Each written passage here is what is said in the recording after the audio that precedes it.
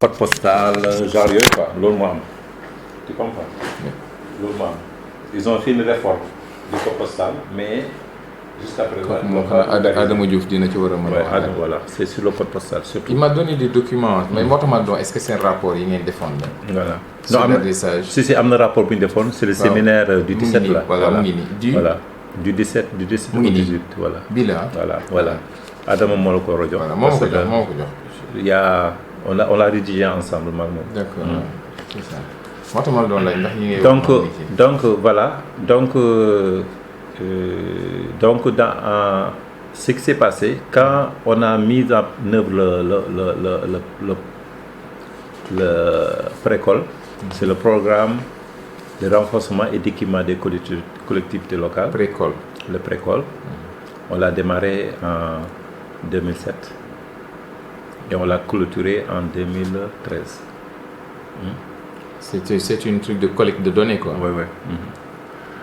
Bon, quand on a mis en œuvre le précole, on s'est rendu compte que dans le montage, tous les cellules d'adressage se sont volatilisées. Parce que quand un maire arrive, il vient à une nouvelle équipe, il renvoie tout le monde. Non. Donc tous les gens qu'on avait formés, tu vois, dans le pochage, qu'on avait formés dans les enquêtes, dans la tenue des fiches d'enquête, qu'on avait formés dans la cartographie, tous ces gens-là ont disparu. Il n'y avait plus personne. Donc, finalement, on a décidé qu'on ne va pas faire l'adressage de nouvelles villes. Okay. Les seules villes où on va démarrer l'adressage, et j'ai oublié, il y avait Guédiawaye aussi sur le premier. Sur les villes là. Sur le premier, il y avait Guédiawaye. Sur la Thiès, Louga, etc. Il y avait Guédiawaye aussi. Guédiawaye. On a dit que au lieu de continuer à faire l'adressage tout azimut, maintenant on va prendre les services d'un consultant et on va se focaliser sur les villes où nous avons des études sur la fiscalité locale et démarrer l'adressage dans certaines villes. C'est en ce moment qu'on a choisi la ville de Pikine, de Rufisque, la ville de Rufisque.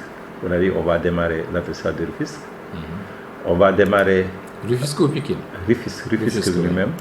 On va démarrer l'adressage de Pikine en nous arrêtant dans la partie régulière, donc le Grand Dagoudane, donc Pikine Nord, Pikine Est, Pikine Ouest, Dalifort, Forêt. Et on va mettre à jour les données d'adressage de la ville de Thiès, la ville de Ziguinchor, la ville de Saint-Louis, Thiès, Saint-Louis, la ville de Kaolack, Ziguinchor, Kaolack, est-ce qu'il y a une autre ville? Thiès, Saint-Louis, Ziguinchor, Kaolack. Oui, je pense que c'est tout. Donc on va mettre là vous avez fait la mise à jour, la mise à jour des villes qui ont été pour appuyer l'étude sur la fiscalité locale de ces villes-là. Donc c'est pour voir pour élargir l'assiette des contribuables quoi. Sur la fiscalité locale. Ok. Mais ce qui se passe, c'est toujours le même contexte. Quand l'ADEME est là, les choses bougent. Quand l'ADEME disparaît, tout s'arrête. Donc, il n'y a que dans certaines villes où il y a eu un semblant d'utilisation, disons un début d'utilisation de ces données-là. C'est au niveau de Guédiawaye et au niveau de Saint-Louis uniquement où on a assisté à une volonté de profiter de ces données-là pour augmenter l'assiette fiscale. À Saint-Louis, ils en ont profité pour implémenter au moins un embryon de système d'information géographique pour gérer les données de gestion de la commune, les données techniques, la localisation des écoles, etc. Okay? Pour optimiser un peu, pour avoir au moins une base de données sur la commune. Et cette activité va continuer dans le cadre du précole, du projet. On va reprendre ce projet-là pour l'intégrer ailleurs. On va revenir là-dessus tout à l'heure. Bon. Donc pourquoi Parce que l'ADM est un instrument technique pour accompagner les communes dans des processus d'adressage de la localité. Mais l'ADM est une association. C'est une association de droit privé. Ah bon? Et à but non lucratif. Ah, oui, c'est ça. À but non lucratif. Donc, qui est là pour accompagner la politique de décentralisation de l'État et il ne peut se substituer nullement aux collectivités locales dans la gestion de ces données-là. Nous, notre rôle, c'est d'organiser un cadre. On évite tout le monde. Parce que les partenaires, avant qu'on ne démarre une opération de dressage, il y a toujours des partenariats que nous essayons de développer au niveau local. Et dans ce partenariat-là, on retrouve l'urbanisme, on retrouve le cadastre, on retrouve l'ensemble des sociétés concessionnaires, les gestionnaires de l'eau, les gestionnaires de l'électricité, du téléphone, etc. Et qui sont membres de fait de la cellule d'adressage. Toutes les réunions de validation technique ou de concertation, ils sont toujours conviés. Mais le problème, c'est que les antennes régionales de ces sociétés concessionnaires dépendent d'une maison mère qui n'est pas souvent informée et ni impliquée dans le processus. Parce qu'il n'y a pas au niveau national un réceptacle. Il n'y a pas de réceptacle. Donc au niveau local, ils n'ont pas assez de capacité pour prendre certaines décisions. Ok? De notre côté, la culture locale aussi ne fait aucun lobby, tu vois, et ne prend aucune disposition pour accompagner ce processus-là. Parce que ce qui se passe, c'est que l'urbanisme fait des plans de planification, disons des documents de produit des documents de planification, autorise des lotissements. Mais la commune n'est pas dans un dispositif de récupérer ces informations et de gérer l'étalement de la ville. Donc, aucune capacité d'anticipation sur les nouvelles installations. Et de notre côté, au niveau de la commune aussi, il n'y a aucun dispositif technique pour qu'une personne puisse s'adresser à eux s'il a besoin d'une adresse, parce qu'il n'y a aucune contrainte. Si la commune avait pris des dispositions, avait créé une taxe, par exemple sur l'adressage, pour obliger les gens à venir chercher une adresse au niveau de la commune, en coordination avec les sociétés concessionnaires, pour que les gens puissent disposer d'une adresse avant d'accéder à un service quelconque. En ce moment, l'adressage pouvait prendre effet. Mais ce dispositif au niveau local n'existe pas. Donc ça veut dire que si on doit mettre en place un système d'adressage, il faut nécessairement qu'il y ait une participation de tout un chacun et que ça soit une obligation comme un service qui doit fonctionner.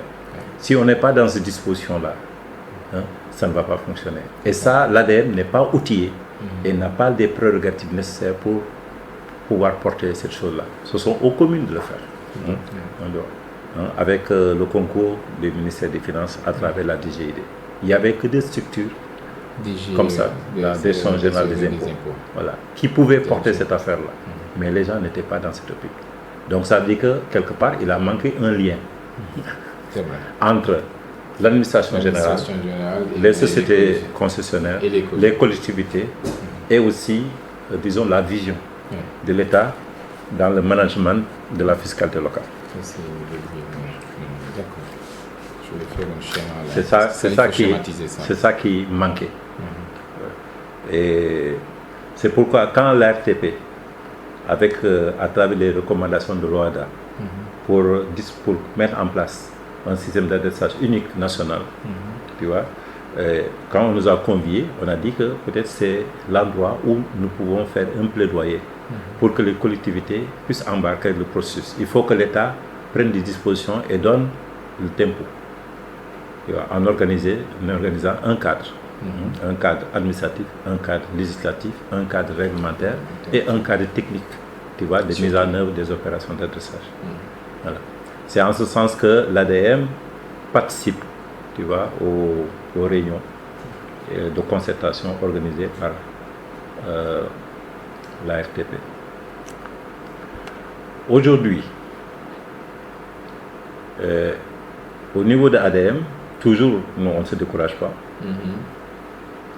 Je pense qu'en 2015, la commune de Touba Mosquée nous avait saisi en 2015 pour qu'on lui implémente un système d'adressage dans leur collectivité. Touba Mosquée, c'est un nouveau quartier là-bas? Non, Touba Mosquée, c'est la commune de Touba. Ah, c'est la commune de Touba, Touba Mosquée. Touba Mosquée, voilà. D'accord.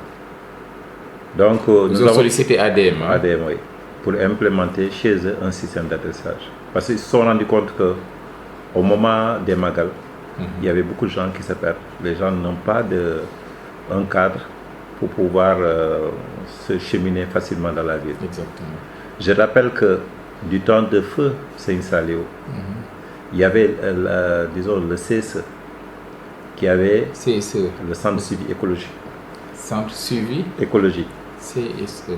Oui, le centre de suivi écologique qui est partenaire écologique avait voulu implémenter un système d'adressage au niveau de Saint-Louis avec la collaboration des Ismou Tarhi.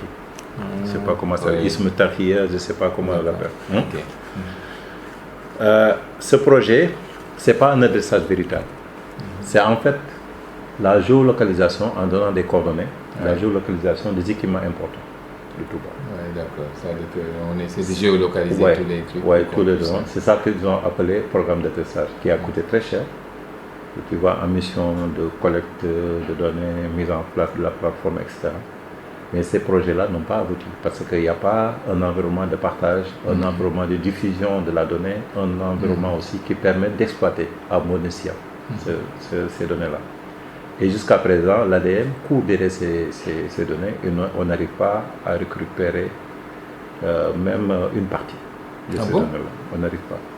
Qui les a Je sais qu'au niveau du centre du suivi écologique, c'est Almami Ouad qui était le patron de cette affaire-là. Et que c'est les gens de Ismou Tarhi, c'est eux qui ont la donnée. Bon, et ils ne veulent pas partager. Bon. Mais nous, on ne se décourage pas. On cherche toujours ces informations. Bien sûr.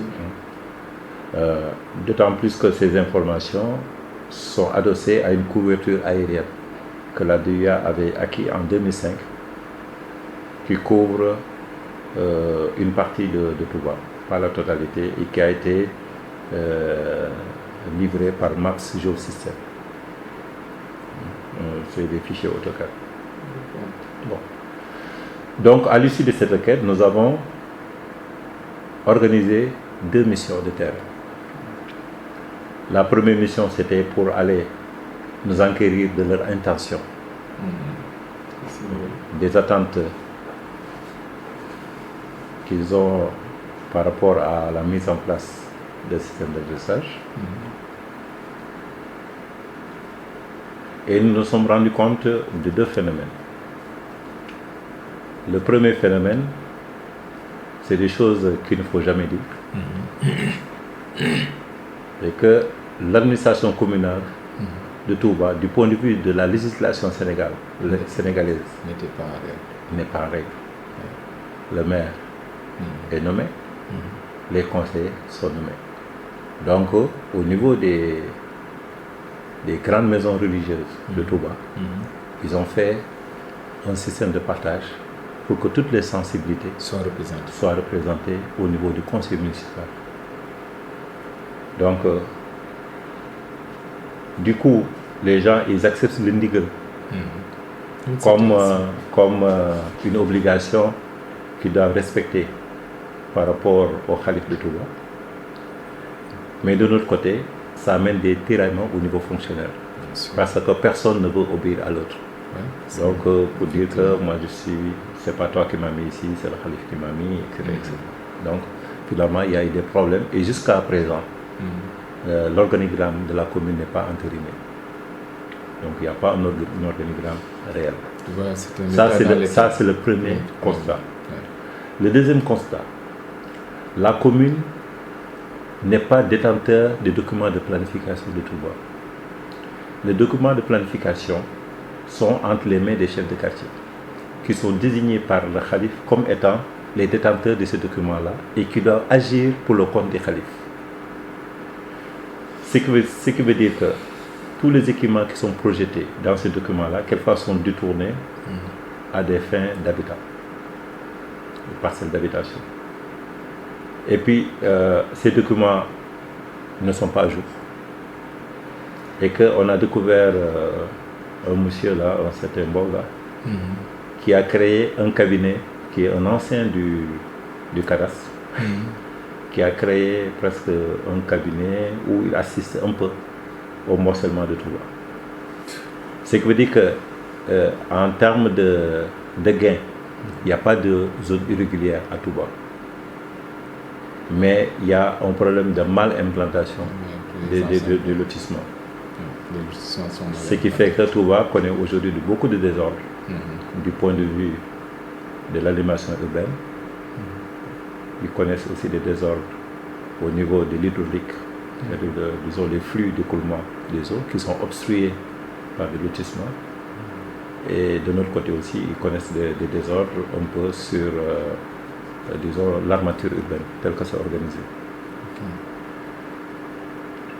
Ça, c'est le deuxième constat. Le troisième constat, c'est que Touba n'a pas de quartier réellement. Ils ont des lieux dits, qu'on appelle des pinch, mais qui n'ont pas de limite physique. Ah bon? Non. Ils ont des lieux dits, mais qui n'ont pas réellement de limites physiques. Des limites physiques. Et nous, on avait conclu à l'époque que Touba n'était pas prêt pour accueillir un système d'adressage parce que l'occupation du sol était problématique. L'environnement aussi de gestion future de ce système était problématique. Bon, mais on ne s'est pas découragé. Bon, devant l'insistance des autorités de Touba, nous avons fait une deuxième mission au niveau de Touba pour discuter avec eux. Toujours en 2015 ou en 2015 Oui, en 2015. En 2015, pour discuter avec eux sur les conditions de démarrage d'un système d'adressage. Donc nous, on l'a appelé une mission de pré-étude. Et durant cette mission-là, on a approfondi un certain nombre de questions.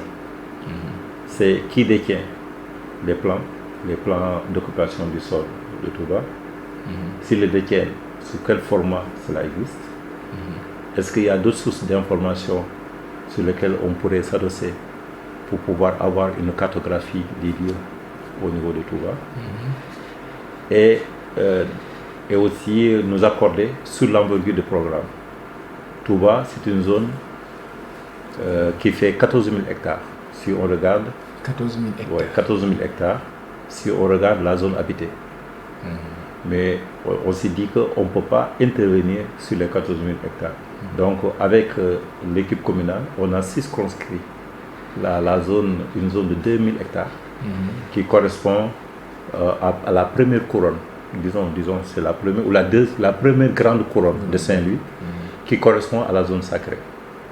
Et après, on a esquissé un peu, disons, un découpage qui pourrait évoluer vers un sous-découpage, un découpage technique qui sera discuté, approfondi un peu plus tard. Ils ont accepté le principe de ce découpage-là et c'était l'occasion de faire une première estimation en panotage, la première estimation sur le linéaire total des rues à adresser. On a fait aussi une première estimation des adresses que vous allez trouver à Touba, en regardant un peu quelle est la moyenne, les espacements, tu vois, le nombre d'adresses par linéaire, etc. Donc on a fait des simulations avec des hypothèses hautes, hypothèses moyennes, hypothèses basses. Okay. Donc sur cette base-là, on a chiffré à peu près ce que coûterait le système d'adressage et sur combien de temps on pourrait le faire.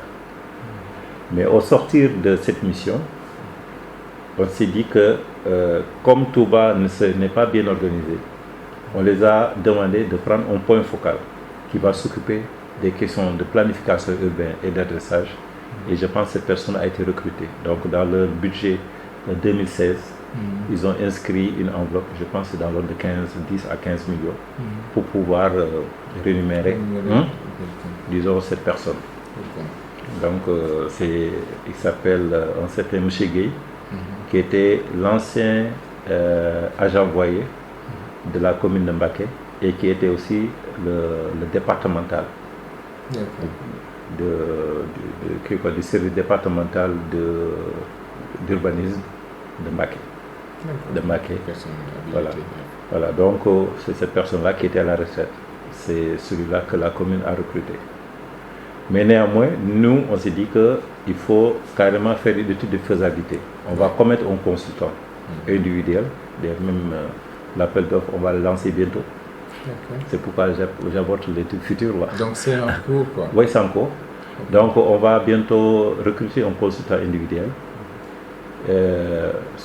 pour lequel on s'est étude de faisabilité. Oui, pour faire une étude de faisabilité et nous préparer, tu vois, disons la concertation.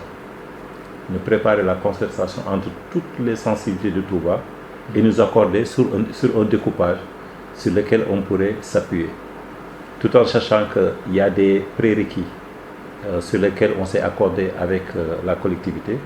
C'est que la mosquée de Touba sera considérée comme une zone d'adressage.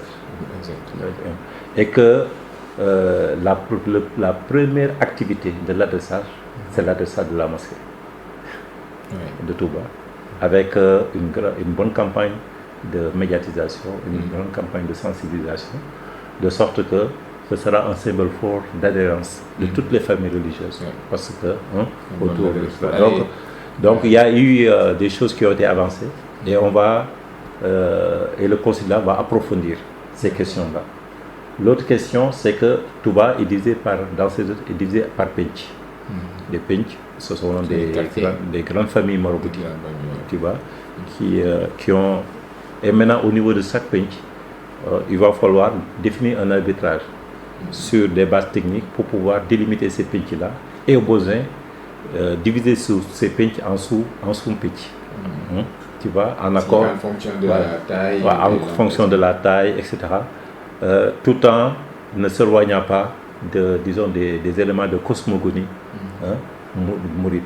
Donc il faut qu'on retrouve l'empreinte mouride, tu vois, dans ce découpage-là. Donc on a des idées, mais il va falloir discuter avec toutes les sensibilités de façon à les fédérer autour d'un même idéal. Donc, et le consultant est chargé de nous produire ce plan de découpage-là. Donc en fait, il y a des outputs techniques qu'on a mis dans l'étude de faisabilité. De notre côté aussi, qui nous fasse un peu, disons, la codification, le plan provisoire de dressage, et qui nous prépare tous les thèmes de référence du projet, en y adjoignant le développement d'un site web de diffusion de l'information et travailler un peu sur, disons, un portail, tu vois, pour pouvoir supporter aussi bien les données de géocodage, parce qu'on va aller vers le géocodage, de sorte que Touba aura au moins une âme. Bon. Et de travailler un peu sur le plan de circulation de Touba pour voir dans quelle mesure on pourrait mettre un plan de circulation au niveau de Touba, de façon à pouvoir organiser des applications de tracking pour aider les pèlerins à partir de leur smartphone de pouvoir se guider. Tu vois, d'un équipement à un autre. Donc en fait, c'était ça. Donc ce que nous allons faire sur Touba, c'est une expérience pour voir comment aller jusqu'au TIC, jusqu'à la diffusion de l'information, de sorte que l'information ne sera plus une information municipale comme on a fait tantôt, mais ce sera une information grand public, pour donner des chances à ce que cette information soit utilisée par des supports de e-commerce, mais c'est ça voilà, etc. Ou des choses de ce genre. Okay. Et ce sera l'occasion aussi de regarder un peu les aspects fiscalité locale et d'expérimenter aussi une organisation, disons, de gestion et de gestion technique, tu vois, et d'administration de la plateforme. Bon, donc ça aussi, c'est des choses que nous voulons caractériser. Voilà. Et maintenant, aujourd'hui, nous sommes au croisé des chemins. Nous avons fini le précole et nous sommes en train de préparer un nouveau programme. Le précole est terminé? Oui, terminé en 2013. nous sommes en train de travailler sur un nouveau programme. Et dans ce nouveau programme, nous prévoyons de continuer l'adressage comme on l'avait défini dans les villes de plus de 50 000 habitants. Et nous avons c'est un nouveau programme qui s'appelle le PACASEN, le programme d'appui aux agglomérations du Sénégal. PACASEN. P-A-C-A-S-E-N. Ah, d'accord. PACASEN, qui est un sous-programme de notre programme qui est en cours de construction, qui s'appelle le PROACT. PROACT. C'est le programme d'appui à l'acte 3. À l'acte 3, oui. J'ai entendu parler de PROACT. Sous-programme de PROACT. Donc, on est à ce niveau-là. Bon, mais parallèlement, il y a d'autres initiatives qui sont là. C'est l'initiative de la RTP. Vous avez le document. Et il y a aussi une autre initiative, c'est l'initiative de la ville de Dakar, qui est accompagnée par un concurrent du groupe 8. Moi, ce sont les dissidents là, avec Olmex, qui veulent appuyer la ville de Dakar dans la mise en place d'un système d'adressage. Le projet est latent. C'est pour ça qu'on disait que... Et c'est porté par... ils ont un bureau qui s'appelle Financial Municipal Project, je pense. C'est justement... Qui est au niveau de la ville de Dakar. L'idée de cette collaboration avec DEFI a été surtout motivée par la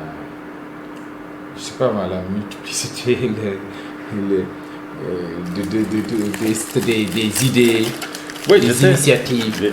Bon, parce que nous, les aspects juridiques, etc., je pense que la RTP est mieux outillée pour ça. Nous, on n'est qu'un bras technique de mise en œuvre et d'application de certaines autres choses. Et que dans le budget même de ADN de 2017, j'ai mis une enveloppe pour pouvoir développer une application sénégalaise. D'accord. Parce que là, mais j'ai cru comprendre que au Kenya, il y a des applications qui ont été développées par Naomis. Il faut essayer de voir si... Tu les connais? Oui, je connais, oui. Même il y a quelqu'un, un des experts qui peut me faire une démo pour me montrer un peu ce qu'ils ont fait. En fait, moi Bon. Mais en dehors de cela, il y a aussi un autre système d'adressage qui est organisé par l'ANSD. l'ANSD, oui. l'ANSD. Ils sont là-dessus. Oui. En fait, c'est la codification des localités, etc. Donc, chaque localité a un code. Par exemple, la ville de Thiès a un code. Donc, même si nous, on descend à un niveau, mais sur le plan national, il faut le linker par rapport à ce code-là. À ce code. Et ça, c'est au niveau de l'ANSD. Au niveau de l'ANSD, ils ont ce système. Donc, ce qui veut dire que rien n'est perdu.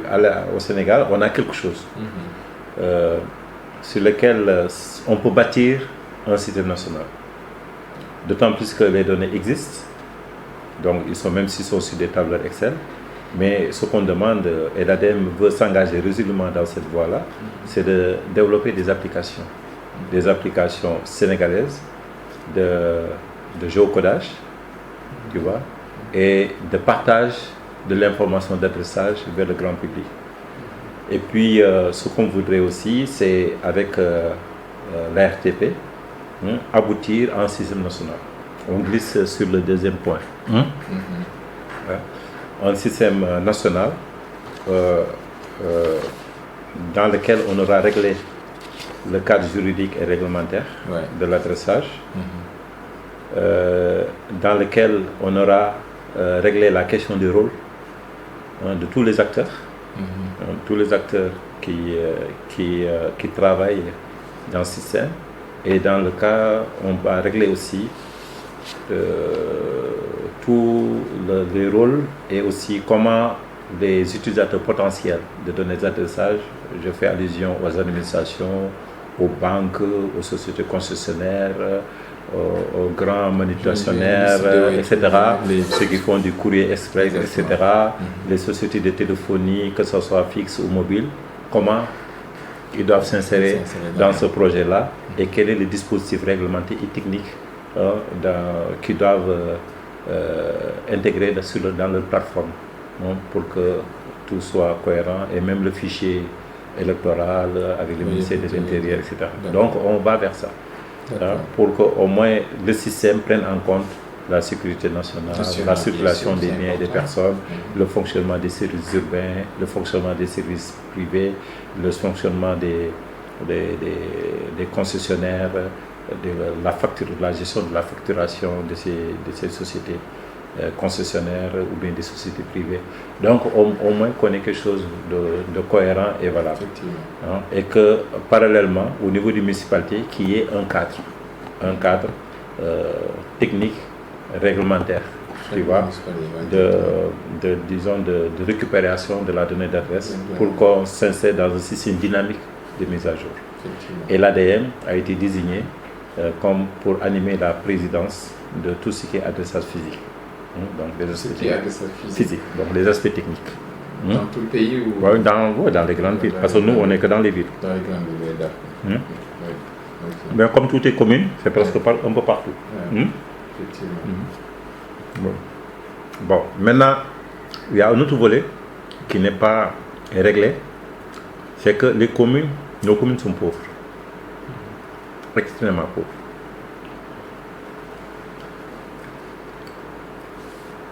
De sorte que même pour accéder au marché financier national ou local ou international pose problème. Et les problèmes se trouvent à plusieurs niveaux. C'est au niveau du management financier de ces communes. Le problème, c'est au niveau de l'utilisation efficiente des deniers dont ils ont en charge. Et l'autre problème qu'ils ont, c'est des problèmes de capacité de gestion. Tu vois. Et même de gérer même un service de la dette. Nous l'avons expérimenté dans le cadre du PAC et du Précole. Et jusqu'à présent, il y a des communes qui n'arrivent même pas à solder les mensualités qui découlent des prêts qu'ils ont bénéficiés, dont ils ont été bénéficiaires dans le cadre du PAC et du Précole, et même du crédit communal, qui est un projet antérieur, avec des taux extrêmement faibles. Mais ça pose des problèmes. Surtout, et les plus gros mauvais payeurs, c'est les grandes villes. C'est ça qui est bizarre. C'est les grandes villes. Comme Dakar, comme Pékin, comme Guédiawaye, comme Thiès, comme Saint-Louis, comme Ziguinchor. C'est ça. Oui, c'est mon frère. Ousmane, je te rappelle, je suis en réunion. C'est mon frère qui est en Italie. Étranger, Italie. Donc, voilà. Donc, c'est en cela que l'ADM est prêt à accompagner la RTP, disons, dans cette aventure-là. D'autant plus que ça fait partie des recommandations de l'ODA, parce que quand on a fait le séminaire du Téroubi, on s'est rendu compte que les gens étaient dans le bricolage. Et il y avait des pertes financières énormes, des pertes d'efficacité. Oui, Ousmane? Allô? Allô, tu m'entends? Écoute, je suis dans une réunion, je te rappelle dès que j'ai fini. Ouais. Je te rappelle dès que j'ai fini. Est-ce que tu m'entends bien? Je t'entends très mal. Ok. Voilà. Enfin, résolution Internet qui est... Donc là, on est rentré dans la deuxième question. C'est ça la deuxième. Existe-t-il une démarche ou une volonté nationale de mise en œuvre de l'adressage, ou ce sont plutôt des opérations locales, communales qui manifestent le besoin? Donc le besoin, en fait, c'est un accompagnement de l'ADM. Mais dans la réalité, les communes, il y a, à part la ville de Dakar qui a exprimé un besoin fort de mettre en place un système d'adressage, et la commune de Touba. Des bases de données. Mais il n'y a pas une... Donc, qui m'ont appris une question de Bon, maintenant, sur Dakar, qui est un pas particulier où on n'a pas. Pourquoi je ne l'ai pas mentionné parmi les villes où on a fait un adressage? C'est que Dakar, on a voulu le démarrer. Quand on a fait l'étude de faisabilité, on s'est rendu compte que Dakar présentait un enjeu économique extrêmement fort. De sorte que si on applique le système de dressage tel qu'on l'a fait dans les autres villes, ça risque de perturber l'économie, toute l'économie nationale. Et puis à l'époque, il y avait de grands projets qui étaient initiés. Il y avait l'autoroute à péage, il y avait la corniche. Donc il y avait, tout Dakar était en chantier. On ne savait pas trop vers quoi on va tendre. On a dit que pour Dakar, comme on a déjà le financement, démarrons le panotage de Dakar et après différons l'adressage. Tu vois, disons, les données. Les données d'adresse plus tard, quand on aura assez de visibilité. Tout en maintenant les rues telles qu'elles existent aujourd'hui. Seulement, on va faire l'effort de les codifier et là où il n'y a pas de nom, on va prendre le même code qui était là-bas. Comme par exemple la rue 11, on va mettre PL11, ME11. Donc c'est toujours là. Voilà. Donc on va reprendre les mêmes systèmes pour ne pas déranger les systèmes existants. C'est un des principes de l'adressage, bien sûr. Il ne faut pas déranger. L'autre élément, quand on a fait l'adressage des villes, il y avait un problème au niveau de la codification. Tu sais, les Sénégalais ne connaissent pas les numéros. Ils n'aiment pas les numéros. Regarde, dans tout le système sénégalais, les gens n'aiment pas les numéros. En tout cas, ils ont du mal à... Les routes ne sont pas numérotées. Ils préfèrent mettre des noms. Peut-être parce que nous sommes une société de tradition orale. Oui, exactement. Et ce qui déteint un peu sur ce type de comportement. Même compter les membres d'une famille, les gens n'aiment pas. On n'aime pas qu'on compte nos richesses. On n'aime pas qu'on compte nos bœufs. On n'aime pas qu'on compte, ça, c'est vrai, j'ai remarqué, c'est vrai. Qu'on compte nos voitures. On n'aime pas qu'on compte nos enfants. On n'aime pas qu'on compte n'importe quoi. Donc, les Sénégalais n'aiment pas et réfractaires aux chiffres. Ils préfèrent des noms. Ça, c'est vrai.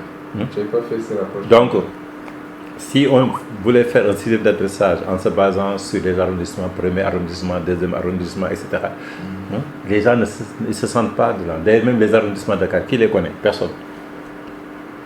Tu as Dakar. Les grands quartiers comme Aïe Médina, les gens. Mais il est dans quel arrondissement? Tu ne le connais pas? Non. Parce que c'est un numéro. C'est un numéro, exactement.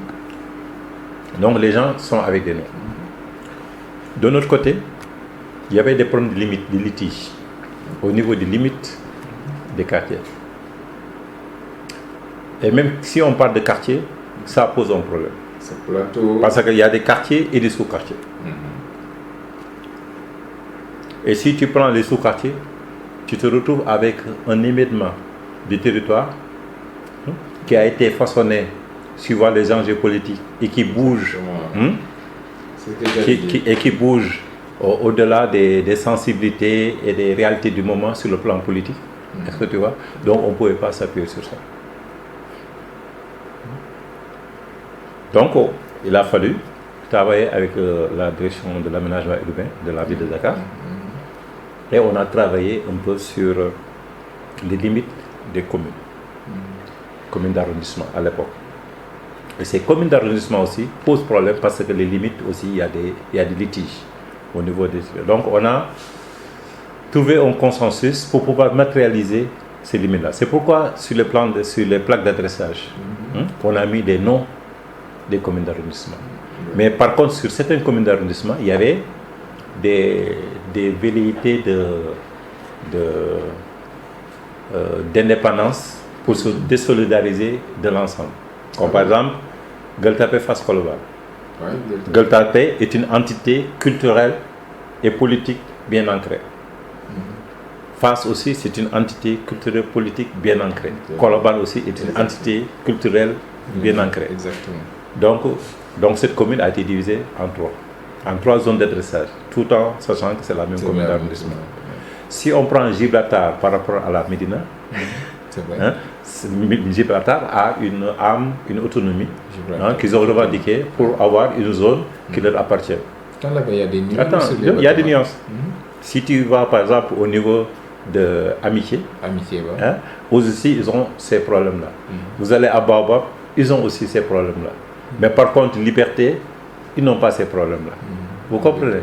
Bon, si vous allez au niveau de Biscuiterie, ils n'ont pas ces problèmes. HLM, à un certain moment, ils ont voulu nous mettre dans HLM 1, HLM 2, HLM 3, jusqu'à HLM 5. Mais après, finalement, on dit que non, on met seulement HLM. Parce qu'il y avait des problèmes de limite exacte entre les HLM. On n'arrivait pas à délimiter où démarre HLM 1, où ça finit HLM 2. Vous comprenez? Donc, il y avait des problèmes. Finalement, on met tout HLM. Si vous allez au niveau de Mermoz, de Sacré-Cœur, il y a des gens de Carac qui veulent avoir, parce qu'ils disent que nous sommes une zone d'habitation planifiée, nous on veut garder notre identité. Donc il y avait certains qui acceptaient de se fusionner à la grande commune d'arrondissement et d'autres qui voulaient garder leur identité. Donc il a fallu faire cet arbitrage-là au niveau de Dakar. Et c'est sur cette base-là qu'on a fait la codification de Dakar et on a pannoté les rues de Dakar. Au niveau du plateau, c'était une restauration du pannotage qui avait presque disparu. Mais le problème, c'est qu'au niveau de ces communes-là, il n'y a pas de structure de maintenance. Et ça, c'est valable pour toutes les autres villes. Quand une plaque tombe, personne n'est responsable. Et pourtant, on a mené des campagnes de sensibilisation au niveau des chefs de quartier, on a sensibilisé les ASC, on a sensibilisé les associations de femmes, on a sensibilisé au niveau des écoles, etc. Mais ça rentre là et ça sort là. Donc, il n'y avait pas un animateur au niveau local pour pouvoir animer la chose là. Personne n'est responsable. Alors, bourre là, quel monde là. Bon. C'est le problème souvent au Sénégal. Les affiches de Coledera. On a même trouvé des plaques qui disparaissaient. On a même trouvé des plaques dans des cimetières. On a trouvé des plaques sur des menuisiers métalliques qui fabriquaient des chaises. J'ai des photos. C'est pour ça des projets de défis. Ouais, des chaises avec les plaques de ça. On l'a trouvé sur des pierres tombales, etc., etc. Donc, il y avait un problème. Au niveau local, il n'y avait pas de preneur. Parce qu'il n'y a pas de règles. C'est parce qu'il n'y a pas de règles. Il n'y a pas de règles. Ce qui devait animer les règles là, c'est l'administration à travers la DGID, le cadastre, tu vois, l'urbanisme, l'ARTP, etc. C'est tous ces gens-là qui devaient animer les règles. Les communes aussi sont aussi à l'intérieur du système. Mais malheureusement, ça pose des problèmes. Ce qui veut dire que c'est un des points sur lesquels il faut extrêmement travailler. C'est le cadre réglementaire juridique de l'adressage pour que les gens soient obligés d'intégrer l'adressage dans leur ça, je crois qu'il faut dans le gestion. Bon, au niveau de la cartographie, vous savez que quand on a démarré nos programmes d'adressage, définitivement, si je me souviens, le seul logiciel FIG qui existait, il n'y en avait que deux. Bon, on avait AutoCAD à l'époque, c'était la version 9 qui fonctionnait sous DOS. On avait GeoConcept qui était dans ses débuts, qui a été lancé par Hygiène France, donc c'est le logiciel français. Et nous avons les produits Adobe Illustrator. Et le groupe avait beaucoup travaillé sur des plateformes Illustrator, ce qui fait que, en fait, nous, on a dit qu'on va démarrer doucement, travailler avec des solutions simples, avec l'objectif, c'était de produire des documents prêts à l'imprimerie, à être imprimés. Donc des documents papier. Et ces documents papier, on en a produit. On en a produit dans le parc 2000 par ville. Et dans le précole, on a produit à peu près 1500 par ville. Au niveau de Dakar, on a produit à peu près 2500 plans.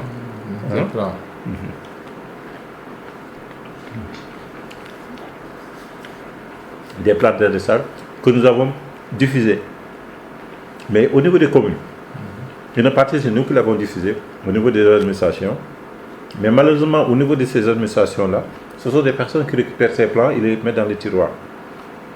Ce que je disais, c'est Au niveau des communes, il n'y a pas de suivi. Au niveau des communes, certains disent qu'ils vont vendre les plans, et ces plans n'ont jamais été vendus.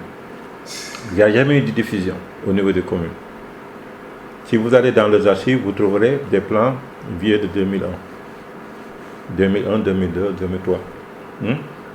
Qui n'ont jamais servi à grand chose.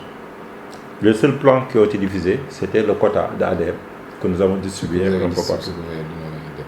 Et puis, sur ces plans-là, il y avait des recommandations pour qu'ils s'approchent des hôtels, des sociétés concessionnaires, des utilisateurs de cartes, etc. pour créer du business. Ne serait-ce que de la publicité. Mais personne n'a suivi. Il n'y a rien à ce niveau-là. Ce qui veut dire qu'en fait, il faut... Au niveau cartographie... Oui. Donc les seuls, et même ces documents-là, eux, ils n'ont plus rien. Donc les seuls documents archives qui existent sont à l'ADEME, dans notre base d'archives. Parce que nous avons un archivage. On a un serveur d'archivage. Nous avons une baie de combien? D'une cinquantaine de terrains. D'accord. Voilà. Mais pour... en règle de sauvegarde? Oui, en règle de sauvegarde. Nous avons un centaine avec des serveurs, etc. D'accord. Voilà. Au niveau de Dakar, ça c'est une initiative personnelle. Toutes les plans d'adressage que nous avons produits dans Dakar, je les mis sur ArcGIS, dans le système géoréférencé. Ah d'accord. Ça s'appelle ArcGIS. ArcGIS. Bon, ces plans, c'est le seul document qui est disponible sous format shapefile ou bien même géodatabase sur le Sénégal. C'est Guédiawaye, Pikine, Dakar. Mais ça ne pose aucun problème de reprendre ces autres documents-là. Ça prend un peu de temps, mais c'est pas chose facile. Pour reprendre tous ces plans-là sur ArcGIS, on peut le faire facilement. Mais il n'y a pas de problème technique pour faire ça. Au vu de l'exposé là, moi ce que je voulais te proposer, ce fait qu'il ça c'est un rapport que tu avais fait sur l'adressage. Moi je vais proposer moi je vous ai envoyé ce questionnaire pour faire la préétude. Oui, de toute façon, bon, tu as l'enregistrement, je vais te le donner. Voilà. Non, je me l'ai dit. Il y a une préétude qui est déjà faite. Les éléments d'une préétude sont déjà faits. Il y a des rapports. Sur n'importe quelle ville, il y a des rapports. Ok. Donc moi, ce que je vais leur proposer, je vais dire exactement ce que je vais leur proposer. Ce qu'ils veulent faire là, qu'on vienne avec des experts pour faire une préétude, si on a le mandat, bien sûr, pour accompagner ce projet, leur dire que Défi Sénégal, en mon nom et au nom de l'équipe qui va m'accompagner, les consultants avec qui je suis, en ta personne, ont tous les éléments pour donner en tout cas les éléments de cette préétude. On a tous les éléments. Comprenez-moi. Non, parce que ce que je veux éviter, c'est qu'on donne l'impression de faire autre chose que ce qui est déjà fait. Moi, je le dis clairement. Non, moi, ce fait que tu es prêt à m'accompagner dans ce sens. Non, je t'accompagne dans ce que tu veux. Ni la Kayouach, ni la Lenkeouché. Voilà. Les questions là, de manière succincte, je répondre par rapport à ça, parce qu'à je vais dire oui, mais nécessite un développement, etc. Je vais répondre sous forme. Ce questionnaire, s'il doit servir à faire la préétude pour présenter le travail que Défi Stratégie peut faire au niveau de l'accompagnement de ce projet, à savoir, même si c'est un accompagnement, en fait, tu dois faire le terme de référence pour le comité de pilotage et les cellules, les cellules de travail là. En fait, pour qu'ARTP veut signer un mandat avec un cabinet comme ça, c'est pour fédérer tout ça. Et moi je crois que là, je veux que tu y joues un rôle important à mes côtés. Est-ce que vous comprenez moi? Et c'est comme ça que je veux présenter la chose. Sois d'accord? Oui, d'accord, il n'y a pas de souci. Oui, je suis d'accord. Ce que fait, moi je vais dire à mon responsable direct, c'est Madame Cissé, mais je sais que le PDG aussi m'écoute. Je vais lui montrer que Vanessa, c'est vrai, c'est elle qui va synthétiser tout ça pour peut-être venir ici, mais je vais dire non, c'est pas la peine. On a tous les éléments. Non, bon. Moi, ce qu'on a là, c'est un résumé de ce qu'on doit présenter. C'est-à-dire que la préétude, c'est quoi? C'est faire la synthèse de ce qui a été fait et proposer un schéma de travail. Peut-être eux, là, ce qu'ils peuvent apporter, apporter entre guillemets, c'est peut-être au niveau méthodologie de coach, d'accompagnement. Qu'est-ce qu'ils proposent? C'est tout. C'est la méthode d'accompagnement. Parce que là, il y a une volonté quand même nationale de vouloir régler ces questions-là. Exactement. Exactement.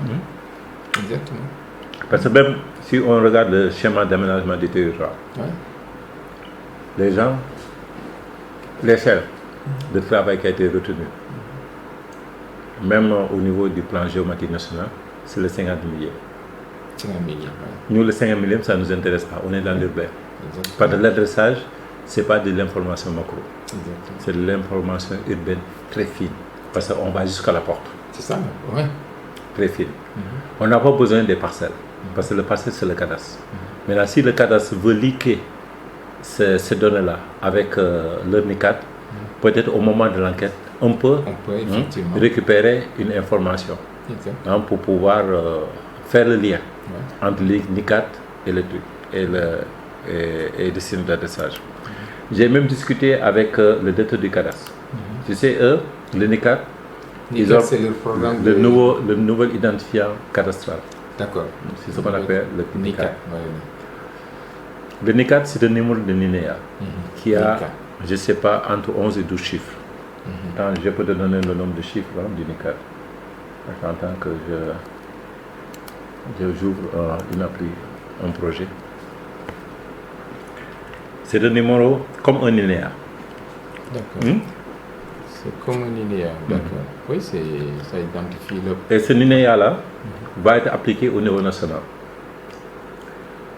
Ce qui est intéressant, c'est qu'ils vont créer des sous-comités pour les données cadastrales au niveau des municipalités.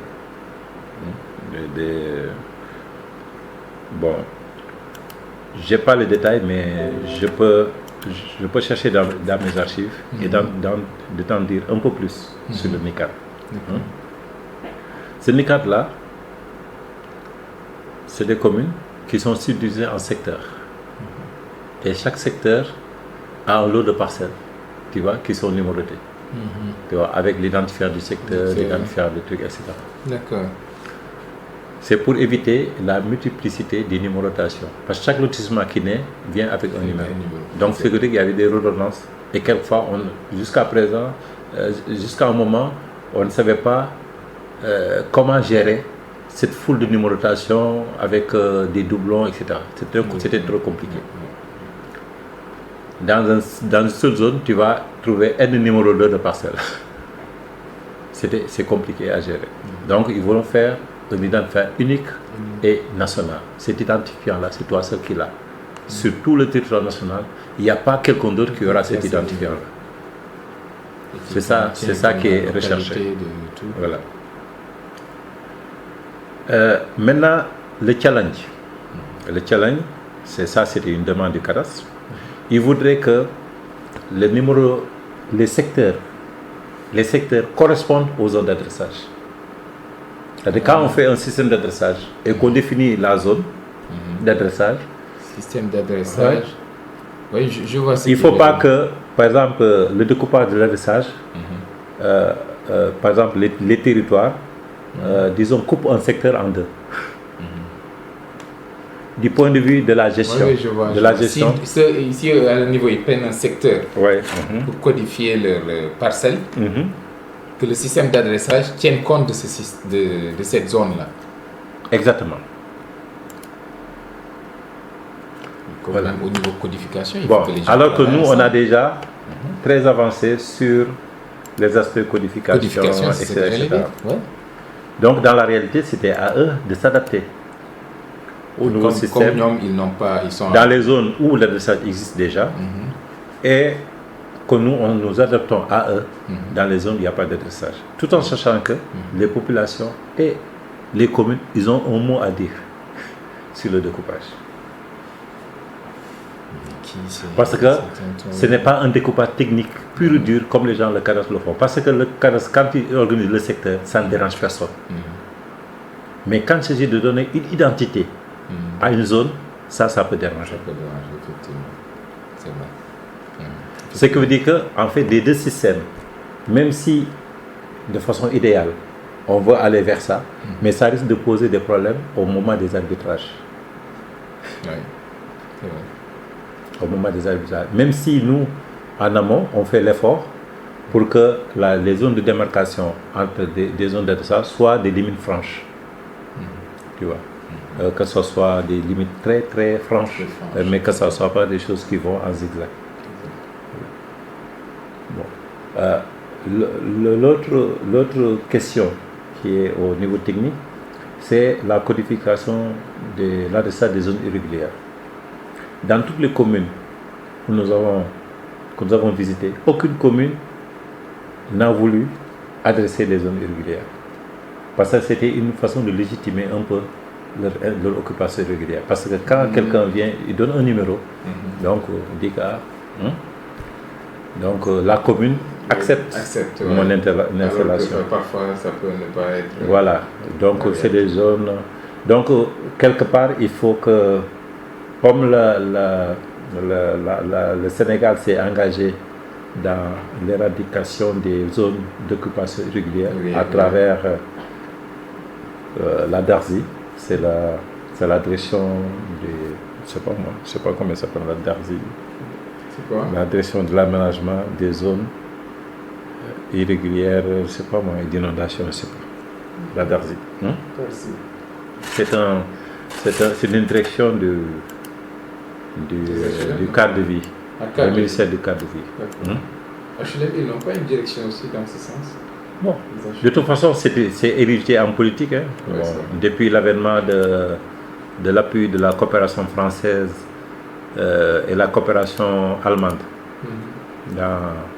au niveau de Dalifort, Médina Fass Mbao, et que la coopération française avec Pékin Saint-Louis et Khouma à Richard-Toll. Donc il y avait un décret qui érigeait la régularisation foncière en politique nationale. Disons cette démarche-là, qui était expérimentée avec la coopération allemande. Et c'est en ce moment qu'ils ont créé l'agence là, en charge de la restructuration des zones irrégulières, là, qui est vers la cité des ministres, là, qui se trouve vers Faisal. Cité Faisal. Ah, Cité Faisal, oui. Cité Faisal, voilà. C'est là-bas qu'ils sont implantés. D'accord. Donc, en quelque sorte, j'ai répondu un peu à l'historique de l'adressage au Sénégal. Bon, tout en rappelant que c'est dans le sillage des expériences qui ont été menées au Tchad, au Burkina Faso et à Conakry, en Guinée. Okay. En Guinée. Okay. Ce sont les mêmes systèmes, et à Maputo, au Mozambique. Bon, c'est des projets. Burkina Faso, au Mali, aussi, au Tchad, au Bénin, au Mozambique. Mais on va parler aussi d'un bon système de la Guinée en Rwanda. Oui, c'est le même. Voilà. Rwanda, c'est moi-même qui ai fait le thème de référence. Ah, d'accord. Voilà. Et tout ça, c'est financé par la Banque mondiale. Et animé, et il y a même un site qui a été mis en place par Catherine Farvac, qui est un peu le porte-parole de ce système. Catherine Farvac. Ah, Catherine. Qui s'appelle le e-learning. E-learning.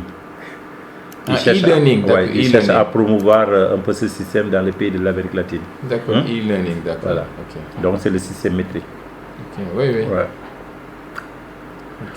Bon, les acteurs qui ont mis en œuvre, c'est l'agent de développement municipal avec l'appui des collectivités locales, de la DTGC, de l'urbanisme, du cadastre et des sociétés concessionnaires au niveau local. La Direction générale des impôts. Oui, la DGID aussi est associée. Mais ils ne veulent pas de ce système-là parce que ça dérange un peu leur base de données et leur pratique. Parce qu'au niveau de la DGID, les impôts locaux, ce n'est pas leur objectif, c'est les impôts d'État. Donc, voilà. Et là, c'est ça qui pose le problème. Bon. Ça pouvait faire le référendum. Ouais, bien sûr, bien sûr. Mais l'objectif, c'est les impôts d'État. D'accord.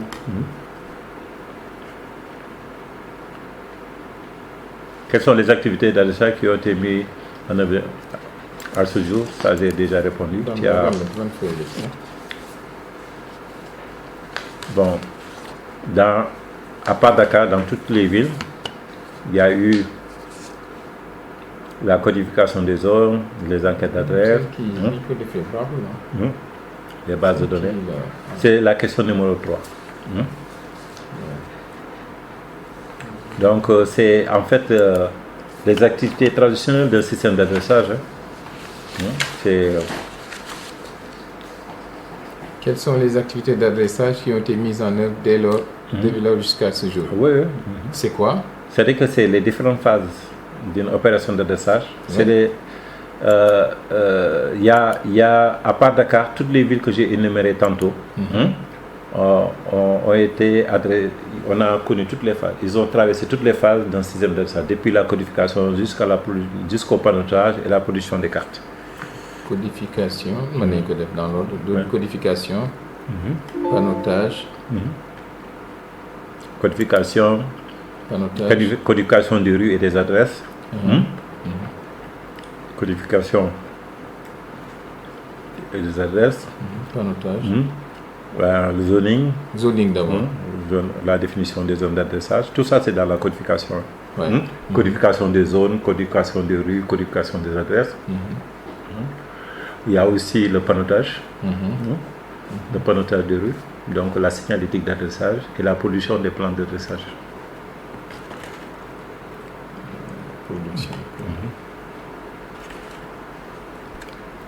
Impression. Production et impression des plans d'adressage. Parfois ça pose problème. Man maa ko defar yëpp man maa ko defar. Loolu laa doon wax parce que yëpp maa ko dessiné. Bon, les villes, vous les avez. Quels sont les différents villes? Maintenant, je peux te donner un tableau ici, où je vais te donner dans chaque ville le nombre de quartiers. Le nombre de quartiers adressés. Ville et nombre de quartiers. jox naa sama adresse mail je crois. Nombre de quartiers. dama koy envoyé ci wax après. waaw les quartiers. Chaque ville, je te donnerai le nombre de...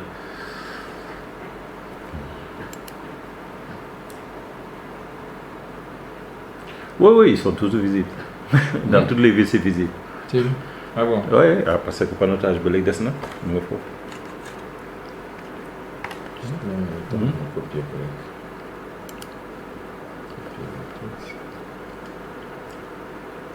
Même la matérialisation des trucs, là, il y a même sur le fond. Sur mon temps, il y a parce que je suis sur le terrain, quoi. Jusqu'au 2. Non, mais quand il fait dimanche. Bon, 5, existe-t-il des opérateurs qui sont encore visibles sur le terrain aujourd'hui? Oui, bien sûr. Existe-t-il des livrables? Non, Quel est le bilan de... Non. Des opérations visibles sur le terrain. Ça dit que est-ce que ça ne s'est pas effacé, volatilisé? Non. Dans toutes les villes, ça existe. Je pense qu'il y a une bonne question. 5. On n'a pas la même feuille. C'est que bien fait correction. Ils ont rectifié les trucs. Oui, même. 5, ils ont dit quel est le bilan de l'adressage par ville adressée. Si. Validé. Oui, c'est vrai, le bilan. Oui, le bilan, moi, le nombre de rues adressées, machin, etc. Attends.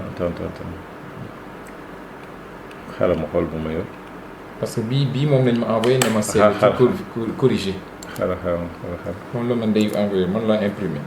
Je vais faire révision, accepter toutes les modifications.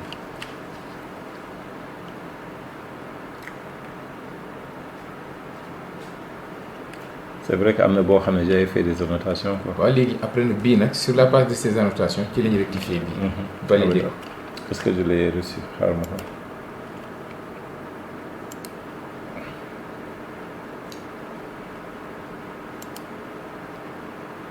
Normalement, urgence, quel est le bilan de l'adressage par ville? Attends, je suis en train de regarder parce qu'il y a plusieurs versions là. D'accord. Dans ma folle vie. Ah oui, quand on est en séance de travail.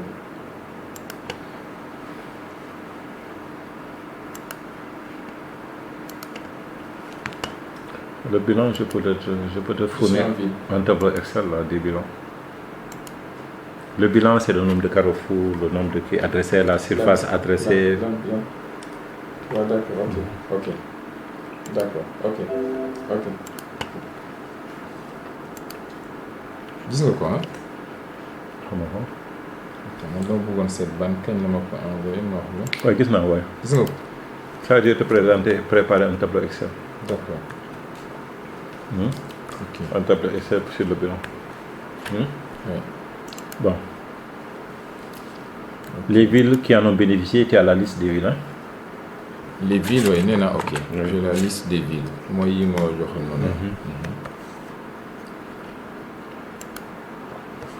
Les activités, ok. Existe-t-il des livrables issus de ces premières opérations d'adressage? Documentation, rapport, texte. Bon, oui, maintenant, oui, hein? Si, oui, ça existe. Oui. Quel système d'adressage a été métrique et utilisé à ce jour? Métrique. Oui, c'est métrique.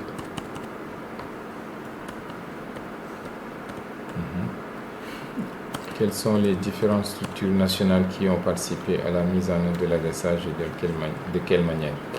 Bon, il y a la DTGC pour tous les aspects cartographiques. GC, cartographie. Oui. L'urbanisme sur les documents de planification. Le cadastre, c'est les plans cadastraux.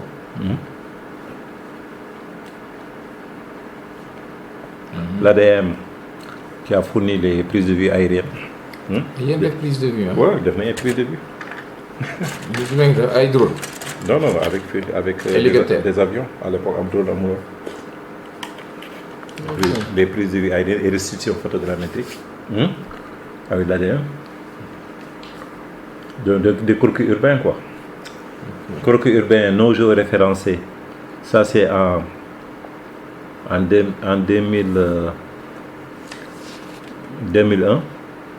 Et des croquis géoréférencés en 2008. Février 2008.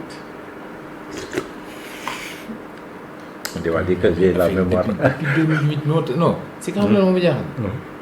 Année depuis 2008. Parce que moi j'ai l'impression que c'est du sur place. Hein, oui, on a continué. En 2008, on a fait des. Les mises à jour. Quelles sont les différentes structures nationales qui pourraient être. Attends, on n'a pas fini. Ah, d'accord, oui. L'ADM a fourni tout ce qui est restitution photogrammétrique. Restitution. Oui, c'est des croquis urbains. Nos jours référencés en 2001 avec l'appui de l'IGN, Hygiène France. Et de la DTGC. Et nous avons aussi effectué une campagne de prise de vue aérienne et restitution photogrammétrique. Mais cette fois-ci, je vais référencer en 2008 sur 19 communes.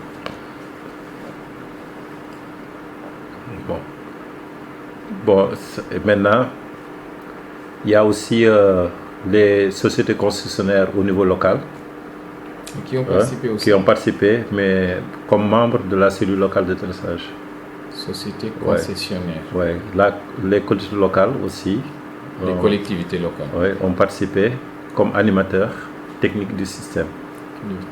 Parce que c'est eux qui doivent dénommer les rues, le découpage des zones, etc. Tout ça, ça a été fait avec. Comme animateur, hein? Oui, animateur. Animateur du système. Oui. Animateur et gestion. Et gestionnaire du système. Bon, il y a aussi la DGID.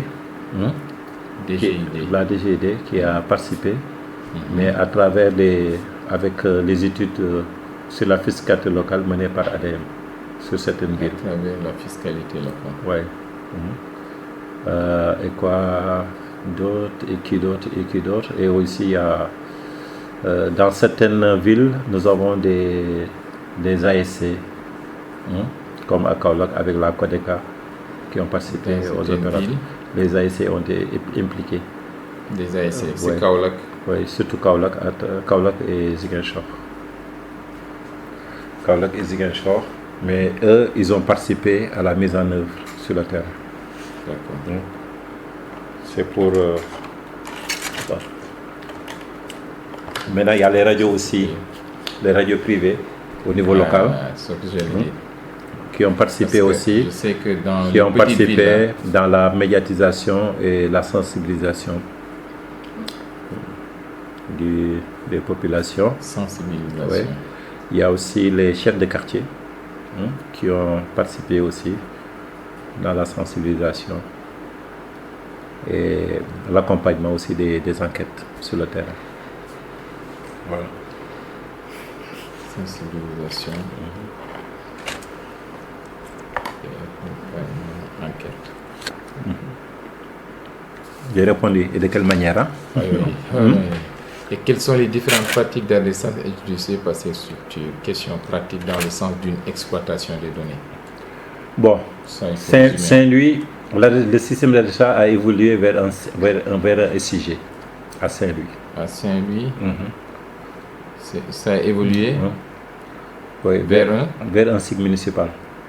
Qui va être SIG municipal, c'est SIG municipal qui va être renforcé dans le cadre du projet. Ah bon? Oui, bien sûr. Même FND a donné son avis sur ça. Parce que mais ça, il faut le capitaliser quelque part. Quelles sont les différentes structures qui pourraient... Bon, les structures qui pourraient être détentrices de données d'adressage. Tu sais, c'est une question... la question 9. C'est une question extrêmement complexe. 9 ans. Parce que les données d'adressage, normalement, il faut un animateur du système global au niveau national. Cette structure est à créer. Et même ça fait partie des objectifs. Est-ce qu'on peut répondre pour cette question, Nulé?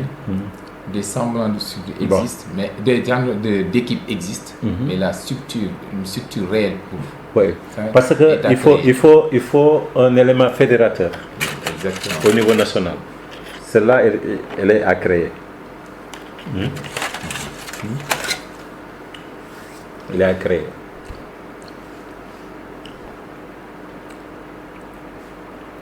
Mais le financement des systèmes d'adressage, le financement, normalement, c'est les collectivités locales qui devaient le supporter. Mais les choses étant ce qu'elles sont, il faut nécessairement qu'il y ait une implication très forte de l'État. Tout à l'heure, j'étais à l'APIX, et quand on parlait de la personne, on était parti pour recueillir des informations, là. Et on n'a pas l'adressage, après, si c'est de nous. Mais le problème de l'adressage maintenant au Sénégal, c'est qu'il y a avec la décentralisation. Après, la dame disait que l'adressage, c'est un problème national. Et que les collectivités n'ont pas de... Mais le management au niveau local, c'est les collectivités. C'est les collectivités, oui. D'accord. Parce que c'est eux qui ont des prérogatives pour pouvoir dénommer, baptiser, débaptiser les rues. C'est eux seuls qui ont ces prérogatives-là. L'État ne peut pas se substituer. Même si la voie est classée. Comme c'est dans le territoire, c'est eux qui ont des compétences pour pouvoir dénommer et même codifier les rues.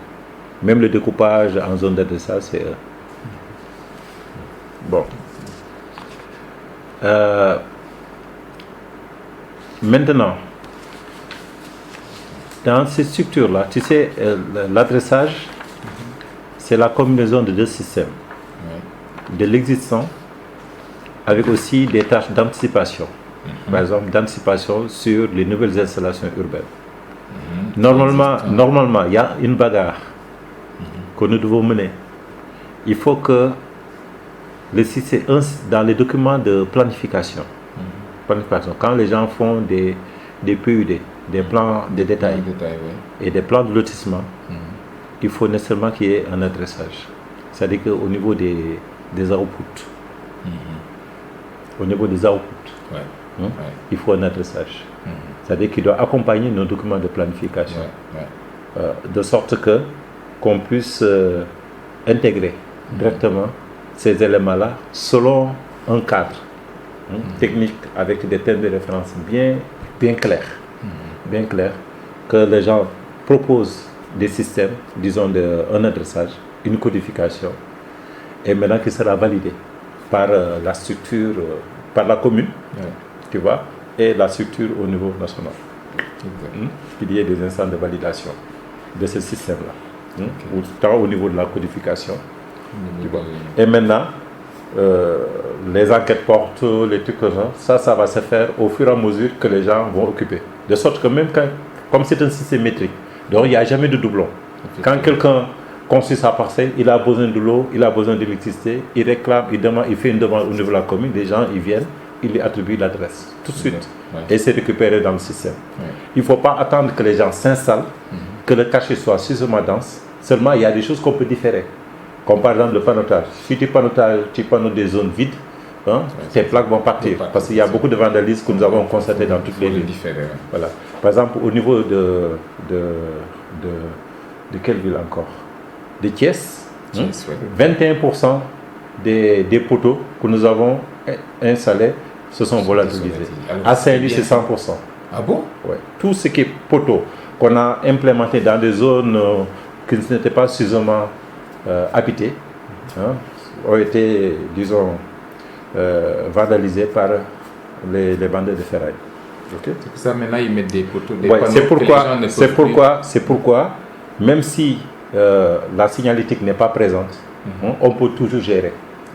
On peut gérer, et maintenant avec la densification du quartier, quand le quartier est suffisamment sécurisé et suffisamment dense, là la commune peut venir installer la signalétique au fur et à mesure que la zone se sécurise. Donc il faut qu'il le mette dans un plan d'action. Mais néanmoins, l'adressage doit intégrer nos documents de planification. Ça c'est un challenge, et ça c'est avec l'urbanisme et les collectivités locales. D'autant plus que l'urbanisme est une compétence transférée au niveau des collectivités locales, avec une co-gestion avec les services de l'État. Bon. Et maintenant, les données d'adressage sont distribuées, doivent être distribuées. Bonne question. Oui, mais toujours, on est sur la question 9, qui pourrait détentrice des données. Ce n'est pas le fait de données, c'est-à-dire qu'ils peuvent être dans un système, parce que dans la réalité, un système d'adressage national qui fonctionne, dès qu'une adresse est mise dans le système, il est automatiquement disponible sur toutes les plateformes, que ce soit les sociétés concessionnaires, les sociétés de banque, la police, la gendarmerie. Ça doit être disponible partout. Exact. Tu vois. De sorte que, tu sais pourquoi? Regarde au niveau des cartes d'identité nationale. Quand quelqu'un donne une fausse adresse, normalement le système doit le détecter, que cette adresse est fausse. Ou bien, la personne habite quelque part. Il a des arriérés de paiement de sa facture d'électricité. Il déménage ailleurs, parce qu'il a toujours la même carte d'identité, il a même... Dès qu'il omet les informations le concernant, automatiquement, est-ce que tu vois, la société concessionnaire à qui il doit de l'argent, il sait que telle personne qui était à tel endroit est maintenant à tel endroit. C'est ça le challenge. D'ailleurs même dans tous les systèmes, que ce soit en Europe, etc., c'est comme ça qu'ils arrivent à retracer les circuits des personnes. Parce que si tu as des citoyens, c'est pourquoi l'adressage est participe à renforcer la sécurité nationale. Et aussi, ça permet aussi de contrôler de façon efficace les mouvements et les déplacements des biens et des personnes. C'est extrêmement important. Parce que si tu ne sais pas dans quoi tes citoyens sont et comment ils s'occupent et comment ils bougent dans le territoire, tu ne pourras jamais assurer une sécurité efficace. C'est pourquoi il faut qu'il y ait une base de données nationale, alimentée par les collectivités locales, avec, disons, toute une architecture qui permet de pouvoir faire les contrôles nécessaires, les validations, etc. Tout ce qu'on veut, mais il faut que ça soit collecté au niveau et distribué au niveau des grands utilisateurs de données d'adressage. Bon, quelles sont les différentes pratiques d'utilisation? C'est ce qu'on avait ça, c'est dans le document de... Parce que nous avons fait un séminaire. On a fait un séminaire. Les sociétés concessionnaires sont venues présenter. Que ce soit le cadastre à présenter. Et on s'est aperçu que chacun avait son système. Donc en fait, c'est des plans de tournée. Ce n'est pas de l'adressage proprement dit. C'est des plans de tournée. C'est ça, c'était voilà, c'est ça. Voilà. Donc,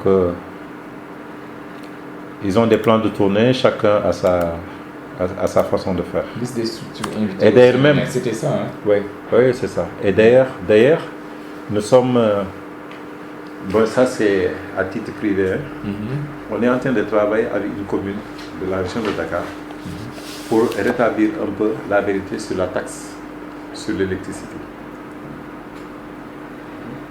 Nous avons accès à une partie de la base de données de la Sénélec. Et à partir de là, nous avons produit un certain nombre de fiches techniques qui montrent un peu les failles qui sont au niveau de la base. Tu sais, par exemple, au niveau de la Sénélec, quand il y a quelqu'un qui veut bénéficier de leur service, c'est le système du voisin le plus proche. C'est comme ça qu'ils ont organisé les groupes. Et maintenant, de voisinage à voisinage, ils organisent un petit territoire virtuel et ces gens-là construisent un groupe. Et ce groupe-là est rattaché, disons, à un secteur et il est rattaché à une agence. Tu vois, par rapport aux zones de facturation. C'est comme ça qu'il fonctionne. Du proche du voisin.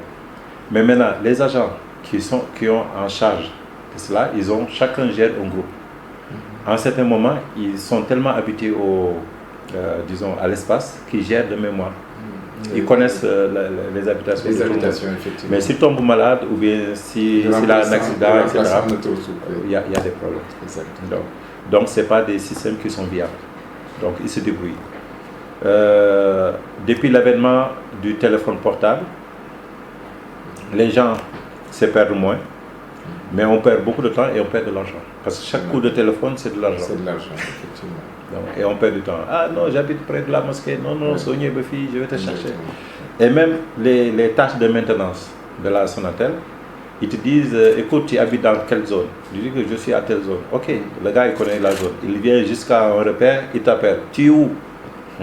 Tu vois, tu lui expliques, attends-moi, je viens te chercher. Tu vois. Donc, c'est très compliqué. C'est très compliqué. Du coup, quelquefois, il y a des mésententes entre les équipes quand il y a un nouvel abonné. Il y a entre les équipes techniques qui sont chargées d'implémenter le compteur, est-ce que tu vois, et ceux qui récupèrent l'information de localisation. Quelquefois, ils s'en vont, ils reviennent pour lui. Donc, ils ont usé le véhicule, consommé du carburant, mobilisé des équipes à ne rien faire, etc. Donc, ils ont consommé du temps. Tout ça, c'est des pertes inimaginables. Au niveau de la poste, des retours de courrier, on ne les compte pas. Donc, chacun a montré qu'il y a des limites, tu vois, dans le système, et que nous sommes au Sénégal, un pays pauvre, nous n'avons pas le droit, tu vois, de perdre du temps, de perdre de l'argent, parce que tu vois, pour pouvoir régler la fonctionnalité de la vie. Bon, donc ça veut dire que c'est le débrouillardise. Oui, on se débrouille. Il y a qu'à Guédiawaye qu'ils ont essayé d'utiliser un peu le système de dressage qui a été mis en place. Et à Kaolack aussi, il y a eu des expériences. Et le budget de la commune a bondi de 250 millions à Thiès, 150 millions à Kaolack. Et à Guédiawaye aussi, ils ont augmenté les recettes. Il y a quelques expériences quand même. Bien sûr. Bon, les projets de textes de loi juridiques en vue de la mise en œuvre de l'adressage dans le pays, bon, on est en train de travailler. Il y a un comité qui est en cours avec Il y a des dispositions techniques, quoi. Oui, avec la RTP, il y a des sous-commissions, des commissions. Il y a un comité de pilotage qui sera mis en place, disons présidé par le Premier ministre. Il y a un comité technique qui sera mis en place et on a aussi des sous-comités qui vont travailler sur des thèmes spécifiques. C'est ce qu'on avait dit. Voilà. Il y a un sous-comité qui va travailler sur les aspects communication. Donc le pilotage sera au niveau de la primature. Oui, voilà. Il y a un comité technique, mais on n'a pas encore défini la présidence, comment ça se passe. Mais quand même, on a fait une esquisse des membres. D'accord. Des structures membres du comité technique, des structures membres du comité de pilotage. Et on a mis en place des sous-comités. Des sous-comités, un sous-comité qui se charge de l'adressage physique, un sous-comité qui se charge des aspects juridiques réglementaires, un sous-comité qui va parler des aspects de communication, un sous-comité sur les données personnelles, etc. Il y en a plein. Il y a au moins 5 ou 6 sous-comités qui sont en vue. Quelles sont les actions entreprises par les institutions à ce sujet? C'est la RTP, sur les recommandations de l'OADA, pour mettre en place un système d'adressage unique au Sénégal, parce qu'ils ont constaté qu'il y a beaucoup de dysfonctionnements dans les postes études de communication, parce qu'un système d'adressage n'existe pas. Donc c'est la RTP qui est l'animateur. Ces questions-là. Parce qu'en réalité, ADM ne peut pas le faire, parce que nous, on n'est pas comme tu dis, on est un bras technique. Bras technique, c'est ça. Voilà, on est un bras technique. RTP, Existe-t-il, aura-t-il une unité nationale à part entière qui s'en charge? Oui, c'est ce qu'on cherche. C'est ce qu'on cherche. C'est ce qu'on cherche. Oui, c'est ce qu'on cherche. C'est les objectifs. C'est vrai. Existe-t-il, aura-t-il une entité nationale à part entière qui s'en charge? Sous quelle forme, comment, quels sont ses moyens? À créer, quoi. Oui, à créer, quels sont ses moyens financiers, etc. Ça, on va travailler là-dessus. Comment le compte s'organiser autour du projet d'adressage, comité technique, pilotage? Oui, ça on a d'accord. Voilà. Il y aura un comité technique, il y a un comité de pilotage, il y a un comité de pilotage et des sous-comités. Voilà. Et des sous-comités. Mais ça, c'est au niveau identification. C'est ça, c'est organisation. Oui, ça, c'est au niveau organisation. Mais au niveau pratique, c'est les communes qui sont... Bon, les autres locales sont-elles plus en avance sur les besoins de la... Les communes sont très en avance parce qu'eux, ils veulent maîtriser la fiscalité locale. Et l'adressage est un des moyens les plus sûrs d'arriver à le faire. Parce qu'ils ont beaucoup de contentieux avec les sociétés concessionnaires, beaucoup de contentieux avec l'État, disons, dans la collecte de l'impôt des impôts locaux. Est-ce que tu vois? Elles veulent maîtriser la fiscalité locale. Oui, parce qu'ils cherchent de l'argent. Ils cherchent de l'argent. Mais malheureusement, les impôts locaux ne sont pas prioritaires sur les impôts d'État. Ouais, d'accord. Voilà. Donc c'est on peut dire, existe-t-il des études récentes de faisabilité, des projets de... Oui, il y en a quand même. Bon, on est en train de faire quelque chose sur Touba. Je dis oui. Si oui, quelles sont les villes concernées? Oui, c'est ça. Il y a Touba. Mais les autres villes, la faisabilité, en fait, c'est au moment du lancement des opérations d'adressage, on a occulté avec le conseil, il y a eu des comités, la cellule locale d'adressage. On a statué avec la participation des chefs de quartier, des chefs coutumiers, les autorités locales, le maire, les membres du conseil municipal, etc. Des sociétés comme ça. On a travaillé avec ces gens-là. On a vu que c'était possible de faire un système d'adressage acceptable par tout le monde. Donc si on ne l'avait pas fait, c'est sûr que les gens ne vont pas accepter le système qu'on a mis en place. Donc, comme ça n'a pas fait beaucoup de bruit, ça veut dire que c'est OK. Donc, on l'a fait dans la foulée. Mais par contre, sur Touba, on envisage de faire carrément une étude de faisabilité parce que c'est une ville religieuse extrêmement sensible, avec des réalités qui ne sont pas identiques aux autres communes. Mais les autres villes, c'est juste... Bon, pour la question 17, quel est le découpage et l'organisation administrative du Sénégal? Bon, le Sénégal, vous savez qu'avec la communalisation intégrale, le Sénégal est découpé en régions. Les régions sont découpées en départements. Et maintenant, les départements sont découpés en communes. Voilà, c'est la communalisation intégrale. Et maintenant, il y a certaines communes sur 5 localités qui sont regroupées en villes. C'est au niveau de Dakar. Les communes regroupées en ville. Combien? Ils sont combien? 5. C'est Dakar, Pikine. 5 communes. Oui. C'est un ensemble de communes regroupées dans une ville. C'est la ville de Dakar, la ville de Pikine, la ville de Guédiawaye, Dakar, la ville de Rufisque, Pikine, Guédiawaye, Rufisque, Dakar, Pikine, Rufisque, Guédiawaye et Thiès. Il y a 5 ans. Oui. Mais ça veut dire que ces villes, c'est des communes maintenant qui sont devenues des villes. Non, parce que la communalisation intégrale, tout est commune. C'est ça, tout est commune. Tout est commune. Parce que les communautés rurales, Dakar, ce sont des communes. Parce que si tu regardes, c'est la région, le département et les communes. Oui, c'est vrai. Ok. C'est vrai. Tout est commune maintenant. Le nombre d'équipements, mais ça on ne peut pas dire. Bon, les taxes qui sont collectées sur les villes par les autorités locales, nous avons des publications que nous faisons, c'est les guides des ratios. Tu trouveras les informations là-dessus. Je vais te procurer quelques guides des ratios que nous avons publiés. Parce que nous avons une base de données interne ici. D'accord, sur les taxes collectées. Voilà. D'accord. Tu verras les taxes qui sont collectées.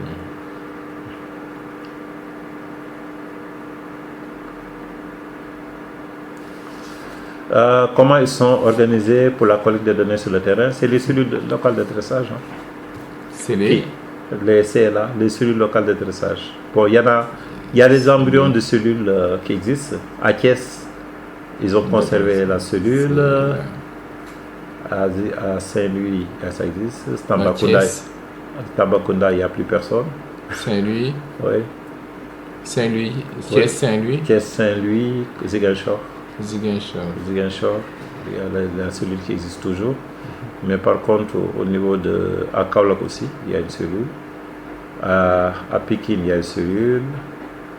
À Rufisque, il y a une cellule. À Guédiawaye, il n'y a plus personne. Bon, là, c'est celle qui existe encore. Oui, personne. Bon, maintenant, les outils qu'ils ont, ils ont des topomètres, ils ont des ordinateurs, on les a dotés de logiciels pour faire de la carto, etc. Et même des quoi encore? Oui, des imprimantes, etc. On les a dotés de tout ça, mais dans la plupart des villes, quand les ordinateurs sont devenus obsolètes, il n'y a pas eu d'action de renouvellement. Parce qu'ils ne sont pas dans cette dynamique-là. Ni renouvellement du matériel, ni de la logistique. Donc c'est ça l'importance maintenant de cette... Le taux de recouvrement de la taxe dans les villes, ça, je vais essayer de trouver les études sur les fiscalités locales. D'accord. Et même, non, écoute, dans les guides des ratios, tu l'as. Dans ce que j'allais dire. Oui. On va regarder. C'est dans les guides des ratios que tu vas le trouver. Les ratios de communes. Parce que même moi, j'avais développé une base qui permet de regarder un peu disons, où j'avais déjà synthétisé les codes administratifs des communes pour pouvoir collecter des trucs. Peut-être je vais te montrer un jour la base. Mais c'est Momo Ndiaye, mon collègue Momo Ndiaye, qui s'occupe de ces questions-là. D'accord. Peut-être là, il pourra te dire un mot. Ok. Peut-être. Momo Ndiaye. Qui s'occupe de ces questions-là. On a une base de données là qui... La base de données, comment se fait la mise à jour qui fonctionne sur Access.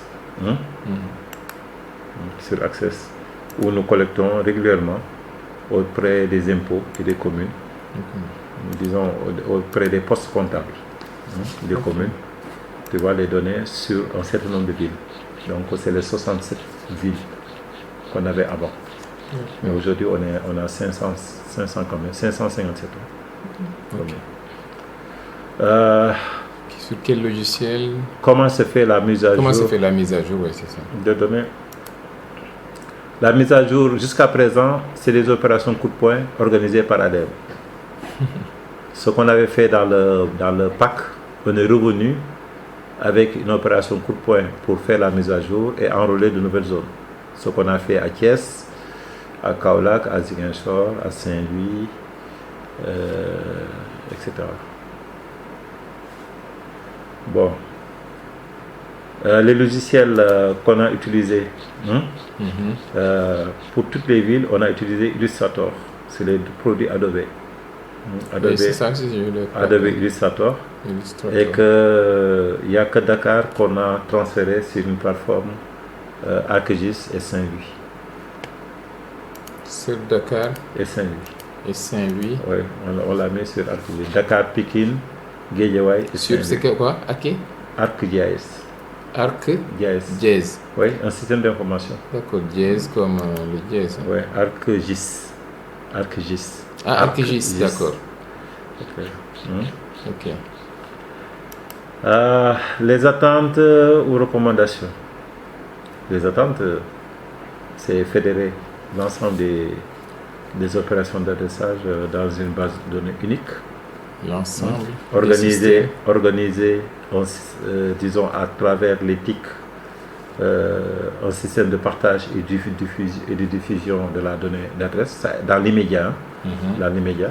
Parce que tu sais que même si on n'a pas de géocodage, l'essentiel, si un chef de quartier ou bien un citoyen lambda peut afficher le plan de son quartier et de l'imprimer, c'est déjà un grand pas. C'est déjà quelque chose. Il ne faut pas rêver, il faut aller avec ce qu'on a. Déjà, si on a cette plateforme, et je pense que même avec les données PDF que nous avons, il y a possibilité d'organiser ces plateformes-là. Bien sûr. Et ça dans un très très très court terme. Ça peut être animé, intégré dans notre site web, parce qu'on veut le faire dans notre site web. D'accord. J'ai un budget pour ça. D'accord. Pour 2017, j'ai un budget pour ça, dans notre site web. Pour intégrer dans le site web. Pour que, avec une base de données très simple, indexée sur les limites des zones d'adressage, tu vois, tu peux afficher une zone et de lancer une imprimante. C'est ça. Et de l'imprimer. Ça, déjà dans un premier temps. Et même plus tard, aller vers des systèmes beaucoup plus complexes, à l'image de ce que ça a fait Google. Oui, c'est ça. Tu vois, voilà, avec du géocodage, géolocalisation, etc. Et comme on est dans un système métrique, développer aussi des applications pour le géocodage, pour géocoder, passer du système métrique avec un système géolocalisé, d'autant plus que chaque rue... système d'application de géocodage. Oui, de géocodage à partir des données métriques. À partir des données métriques, ça c'est très important. Ce qui veut dire qu'aujourd'hui, comme les communes n'ont jamais communiqué sur l'adressage, je pense que dans un premier temps, il faudra beaucoup communiquer là-dessus. Diffuser l'information sur toutes les plateformes et faire en sorte que tous les sites gouvernementaux et les sites des sociétés concessionnaires organisent des liens vers cette base de données d'images ou bien cartographiques pour au moins pouvoir imprimer chaque zone avec les rues, les équipements, etc. Dans un premier temps, avant d'aller vers des systèmes complexes d'intégration de données géospatiales liées aux données d'adressage. Deuxième point là, donc, après fédérer l'ensemble des systèmes dans un système unique, organiser, c'était organiser les... Mais tu l'auras dans le... Oui, c'est ça. Je pense que ça. Ah oui, c'est vrai, je l'ai là. Oui, ok. Ça, c'est le dernier point, je crois. Il y a la cartographie 22. Comment sont organisées les villes en matière de cartographie? Y a-t-il un service spécifique en charge de la cartographie dans les villes? Ce sont des cellules d'adressage. Il n'y a pas encore un observatoire urbain. Bon, les cellules de cartographie, ça existe dans toutes les villes où nous avons fait l'adressage. Nous avons mis toutes les informations à leur disposition, mais néanmoins, ADM détient les copies de toutes ces bases-là. D'accord. Ok. Existe-t-il des données cartographiques dans chaque ville? Oui, il y en a. Des archives, des fonds de plan, des communes, des images, c'est-à-dire des tracés, des rues, limites des quartiers, tout ça, ça existe. dans toutes les communes. Mais peut-être pour les trouver, ça pose problème pour certaines communes. Mais néanmoins, ADM détient ces informations-là. Ok?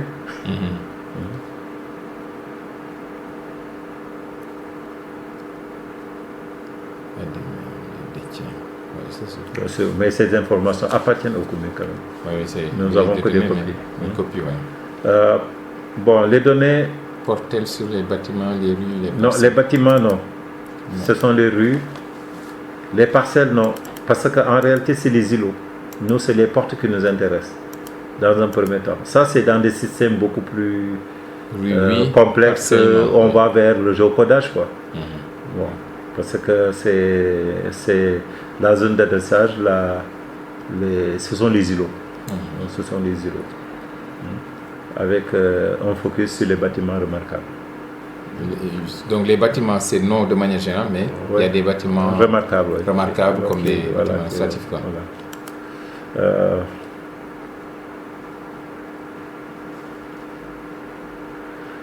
Bon, les images satellites, ce ne sont pas des images satellites, c'est des photos aériennes que nous avons. La dernière campagne que nous avons effectuée sur 19 villes date de 2008. C'est en février 2008. Sur 19 villes? Oui, février 2008, sur 19 villes, dont Dakar, Pékin, Rufisque. Bon, c'est des images. Bon, mais néanmoins, nous sommes avec le nouveau programme. Nous allons lancer. Nous allons voir comment on peut avoir de nouvelles données. Déjà, nous sommes en discussion avec l'USAID à travers le programme Servir l'Afrique. Servir l'Afrique. Oui, qui est établi au Ghana et qui travaille avec la NASA. La NASA, pour mettre gracieusement à la disposition des pays comme le nôtre des données d'images satellitaires. Il y a aussi des données de 2009 ou 2010 qui existent, qui ont été réalisées par la DTGC, la Direction des Travaux Géographie et Cartographie, et qui sont disponibles sur leur plateforme, sur le site web, à travers le géoportail. DTGC. Oui. Il y a un géoportail où toutes ces données, que ce soit des données MNT, des données images, sont disponibles. Mais les données images ont une résolution de 5 mètres. Il me semble. 5 mètres. C'est pas des données qu'on peut utiliser dans des villes. Donc en tapant DTGC, on peut avoir le... Oui, voilà, et puis c'est pas le même niveau de résolution selon les localités. Ils ont beaucoup plus de données sur la partie ouest du Sénégal, tu vois, de Saint-Louis jusqu'à Ziguinchor. Mais par contre, sur la partie est du Sénégal, ils ont des données, il y a moins de données. Donc des MNT, etc. Il suffit de donner son adresse. Il faut s'inscrire sur le site.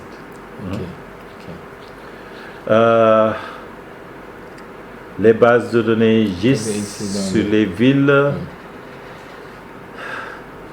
ça c'est une question intéressante. Je sais que l'ANSD ont une base de données. Bon, sur les villes. ANSD? Oui, l'Agence nationale des statistiques et de la démographie. Bon, ils ont une base de données, GIS, sur les villes, qu'ils gardent jalousement, ils ne veulent pas partager. Pourquoi? Je ne sais pas. Mais c'est pour ça que je dis, est-ce que l'existence d'une structure nationale... Mais par contre, au niveau, nous, ADM, nous tendons vers ça. Déjà, la création de ces bases de données. Non, mais notre base de données, ce n'est pas des bases de données liées à l'adressage. Mais néanmoins, nous avons ambition de créer une plateforme. Une plateforme pour créer cette base de données-là. D'accord. Dans le nouveau programme qui vient, qui s'appelle le PACASEN. et même d'autres bases de données, juste, mais qui ne sont pas liées à l'atterrissage, c'est la cartographie des risques d'inondation dans la zone de Pikine et Guédiawaye. C'est un projet qui va bientôt démarrer et qui va être co-animé avec des structures de l'administration centrale comme la direction de la protection civile, la direction en charge des zones inondables, il y a la DIA, direction de la structure, de l'urbain et de la structure, il y aura la NACIM, donc la NACIM aussi. Il y a la NACIM, il y a la BNSP, donc la Brigade nationale des sapeurs-pompiers, et il y aura le ministère de l'Intérieur, le ministère de l'Hydraulique, il y a aussi la direction de l'environnement et des établissements classés, qui est l'ADEC, qui vont travailler, et aussi il y a l'agence de l'informatique de l'État, l'ADIE, qui va être le support technique pour héberger la plateforme.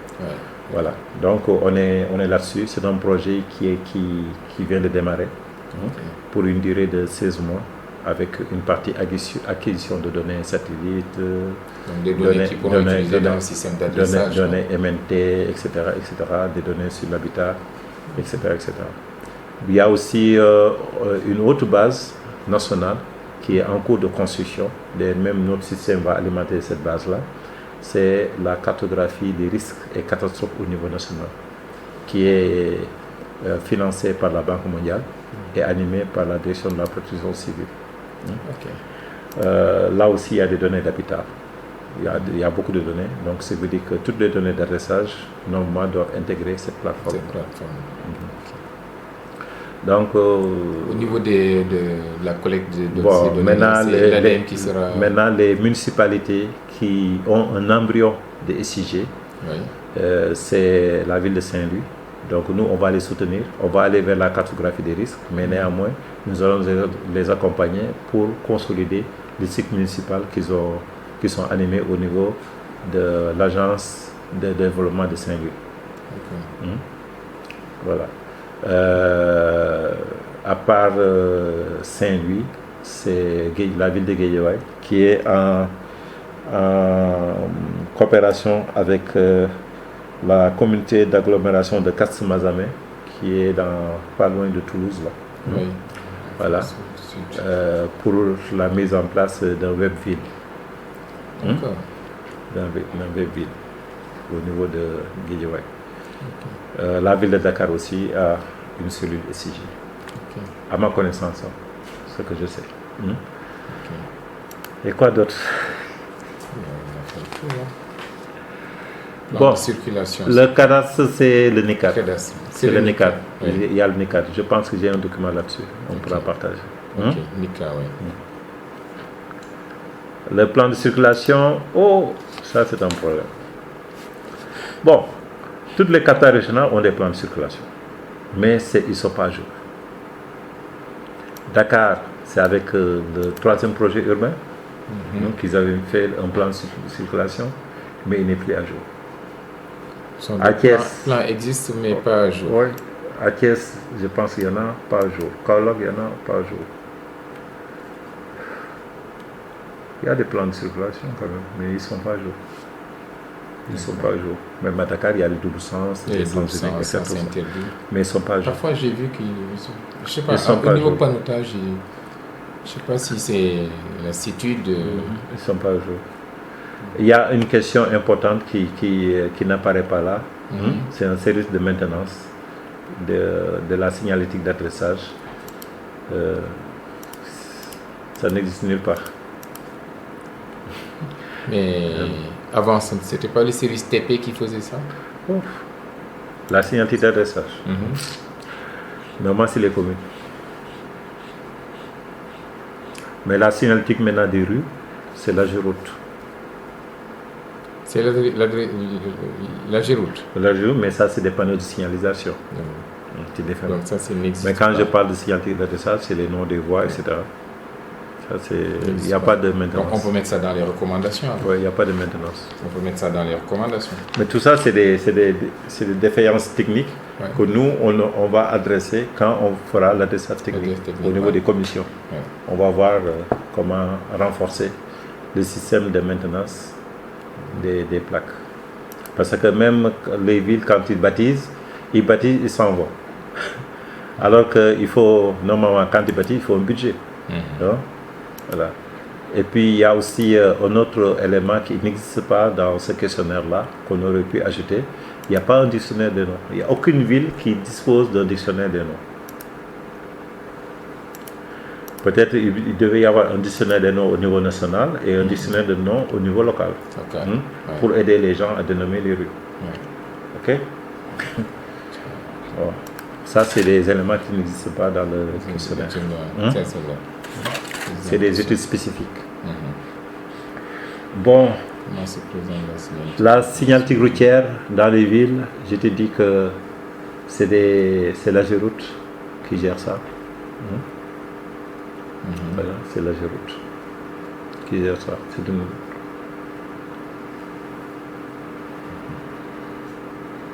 Bon, quelquefois, elle est détruite. Au bout de quelques temps. Parce que la chose publique n'est pas bien respectée au Sénégal. Parce que nous sommes une société de tradition orale. Les gens ont tendance à demander le chemin que de regarder les panneaux de signalisation. Finalement, on ne les voit pas, on les démolit. C'est la seule explication tout balme. Mais c'est pour ça il faut qu'il y ait aussi donc je pense qu'il faudra renforcer un peu la formation. Il faut faire en sorte au niveau de l'enseignement et éduquer les gens à ce que ces panneaux soient visibles. Il faudra faire en sorte qu'ils soient visibles parce qu'ils sont invisibles. Souvent. Oui. Une personne peut habiter une rue, il ne saura jamais sur quelle rue il est. Sens interdit ou non, et même le numéro de la rue ou le nom de la rue, ça ne l'intéresse pas. Il a un autre système de repère qui est différent de ce système de repère-là. C'est des questions culturelles, c'est une sensibilité culturelle qu'il faudra peut-être étudier à travers des sociologues ou bien des gens de cette profession-là pour nous donner un plan d'action ou bien des repères qui nous permettent de rendre visibles ces plaques aux yeux des populations. Je ne sais pas. Peut-être qu'il y a une étude sociologique à faire à ce niveau-là. Il y a une étude sociologique, je pense, à faire à ce niveau-là. Parce que les gens ne voient pas ça. Non. Bon. J'ai fait l'expérience dans les conférences et les séminaires que j'anime. Quelquefois, je demande aux gens sur quelle rue vous êtes. Il est incapable de me le dire. Ouais. Quelles sont les actions menées sur le territoire? Bon, quelle action? De quelle action il s'agit? Le plan de circulation? C'est au niveau des nouvelles routes, mais dans les villes. Ça il faut qu'on pose la question à l'AGEROUTE. Je vais poser la question à l'AGEROUTE, aux gens de l'AGEROUTE. Quels sont les besoins actuels? Aussi, je vais poser la question à l'AGEROUTE. Style des études concernant ce sujet, c'est toujours l'AGEROUTE. Oui. Mais moi, je voudrais que dans les futurs plans de dressage, qu'on intègre les plans de circulation. Ouais. Mais le problème, c'est que ce n'est pas les communes qui gèrent ce type de plan. C'est au niveau de l'AGEROUTE en relation avec les côtés locaux. C'est pour ça que je disais que l'idée de créer une structure nationale qui va s'occuper de l'adressage, je crois que devient... Ah oui, c'est une urgence. C'est une urgence. Ouais. Parce qu'on se rend compte qu'il y a pas mal d'acteurs qui interviennent sur des éléments qui doivent travailler et qui en interférence. Voilà, et qui ne se parlent pas. Ça, c'est... Bon, définitivement du anniversaire. Non, anniversaire. Ça, c'est tout. Bon, je pense qu'on a bouclé l'ensemble des questions. Là, je pense que...